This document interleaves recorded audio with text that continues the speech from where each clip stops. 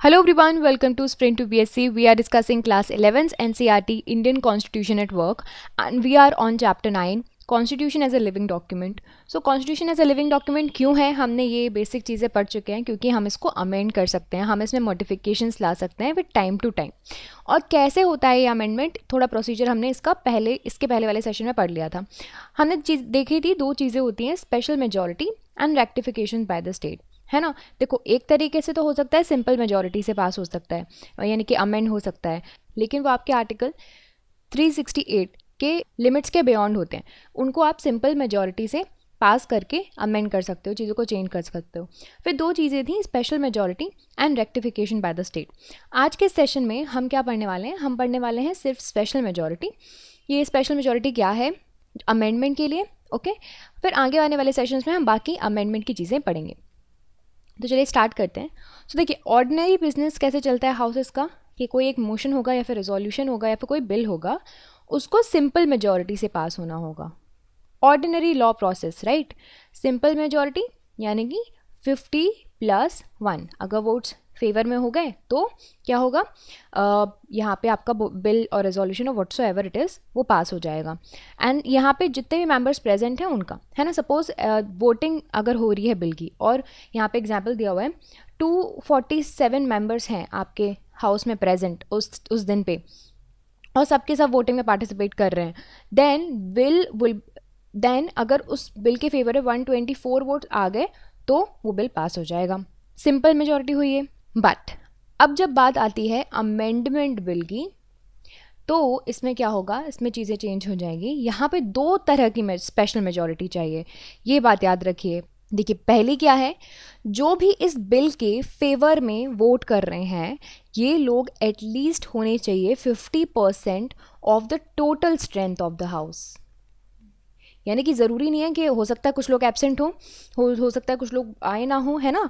तो total strength का आपको कितना होना चाहिए, 50% होना चाहिए. सेकेंड स्पेशल मेजॉरिटी का सेकेंड पॉइंट क्या है, ये है कि ये जो सपोर्टर्स हैं इस बिल के, वो कितने होने चाहिए, 2/3 of present people in the house. जो भी लोग प्रेजेंट हैं उनका 2/3 लोग होने चाहिए. ऑल्सो दोनों हाउसेस जो है इस बिल को, अमेंडमेंट बिल को सेपरेटली पास करेगा सेम मैनर में. यानी कि यहाँ पर ये जो हमने प्रोविजन देखा था जॉइंट सिटिंग का, जॉइंट सेशन का, जब दोनों हाउसेस लोकसभा और राज्यसभा मिलकर आपस में जो डेडलॉक है और डिस्प्यूट है, वो डेडलॉक है जो उसको रिजॉल्व करते हैं. सो इस केस में जॉइंट सिटिंग नहीं होगी, ये बात आपको याद रखना है. और हर एक अमेंडमेंट बिल को स्पेशल मेजॉरिटी से पास होना ज़रूरी है. यहाँ पे देखिए, यहाँ पे स्ट्रेंथ की बात की गई है, लोकसभा में 545 मेंबर्स हैं.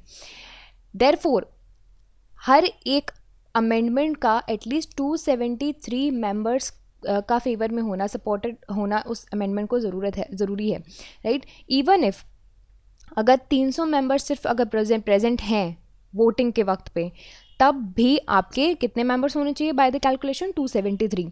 बट अगर आप इमेजिन करिए अगर 400 मेंबर्स हो गए लोकसभा में और उन्होंने वोट किया है अमेंडमेंट बिल का, तो how many members should support the bill if the bill get passed. यही सारा कैलकुलेशंस, ओके. सो इसी वजह से इसको स्पेशल मेजॉरिटी बोला जाता है. और दोनों हाउसेस को सेपरेटली पास करना है, यानी कि unless there is a sufficient consensus over the propose amendment it can not be passed. यानी कि थोड़ा स्ट्रिक्ट है इसको पास करना. एंड अगर कोई पार्टी है which is in the power और उसकी काफ़ी कम मेजॉरिटी है, तो क्या तब भी वो यूजुअली बजट चीज़ें और बाकी की लेजिस्लेशन पास कर सकता है, बट लेकिन उसको अमेंडमेंट के वक्त पे ऑपोजिशन पार्टीज़ को कॉन्फिडेंस में लेना होगा. एंड बेसिक प्रिंसिपल तो यही है ना हमारे अमेंडमेंट प्रोसीजर का, कि इतना इजी भी ना हो कि फ्रीक्वेंटली लोग चेंज करते बैठे हैं कॉन्स्टिट्यूशन को, और इतना डिफ़िकल्ट भी ना हो, यानी कि एकदम क्लोज डॉक्यूमेंट भी ना हो कि उसको चेंज ही ना कर पाए, है ना. And this is the basic principle that amending procedures ऐसा होना चाहिए कि सारे पॉलिटिकल पार्टीज़ और पार्लियामेंटेरियंस का सपोर्ट होना चाहिए, है ना. यहाँ पे दिए हुए हैं दो प्रिंसिपल्स जो कि अमेंडमेंट होते हैं ना कॉन्स्टिट्यूशंस में, around the various modern constitution in today's era. वहाँ पे दो प्रिंसिपल्स डोमिनेट करते हैं. पहला, स्पेशल मेजॉरिटी. आपको यूजुअली मिलेगा स्पेशल मेजॉरिटी हर जगह. एग्जाम्पल दिया हुआ है यूएस में, साउथ अफ्रीका में, रशिया में, उन्होंने ये प्रिंसिपल अप्लाई किया है।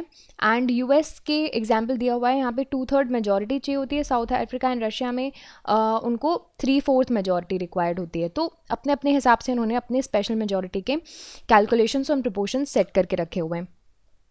And the other principle is very much popular among various modern and present day constitution, जो है कि people's participation in the amending process, यानी कि लोगों का पार्टिसिपेशन। क्योंकि यार democracy if they want to ensure, they should know and they should ensure that जो भी कॉन्स्टिट्यूशन है एक एक प्रॉपर रूल बुक है, that should be amended by the people. तो स्विट्ज़रलैंड में ऐसा कंसेप्ट है, यानी कि पीपल इनिशिएट करते हैं अमेंडमेंट को। दूसरे एग्जाम्पल्स हैं जैसे कि रशिया, इटली और ये सारे कंट्रीज़ में जनता जो है वो ही अमेंडमेंट्स जो है वो इनिशिएट करती है।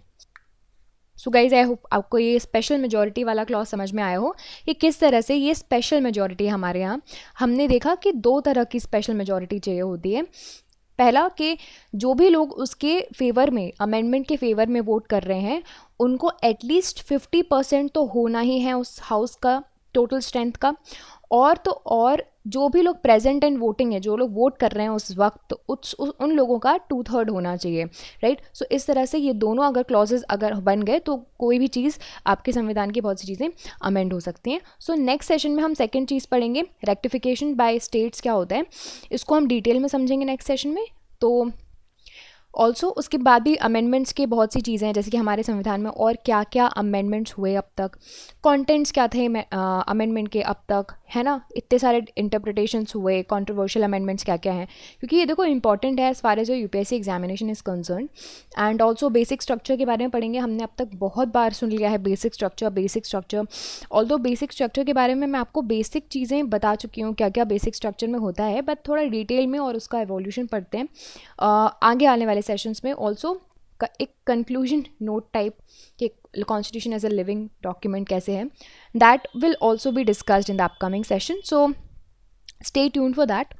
If you like this video, you can subscribe to our YouTube channel for more videos and updates. Also, download our Sprint UPSC app to practice book, chapter or topic wise. Remember, just reading books or watching videos won't help unless you practice thoroughly. Identify your mistakes and work to improve your performance, and Sprint UPSC is the perfect app to do all of this. अगर आपको ये video पसंद आया हो तो हमारे YouTube channel को subscribe कीजिए और वीडियोज़ एंड अपडेट्स के लिए। साथ ही साथ डाउनलोड कीजिए स्प्रिंट यूपीएससी ऐप। यहाँ पर आप अपनी books, chapter and topic wise practice कर सकते हैं। देखिए, सिर्फ बुक पढ़ने से या वीडियोस देखने से मदद नहीं मिलेगी जब तक आप अच्छे से प्रैक्टिस नहीं करोगे। सो अपनी मिस्टेक्स को जानिए एंड परफॉर्मेंस को इम्प्रूव कीजिए, और स्प्रिंट यूपीएससी इसके लिए परफेक्ट ऐप है। So thank you so much. I will see you in the next video.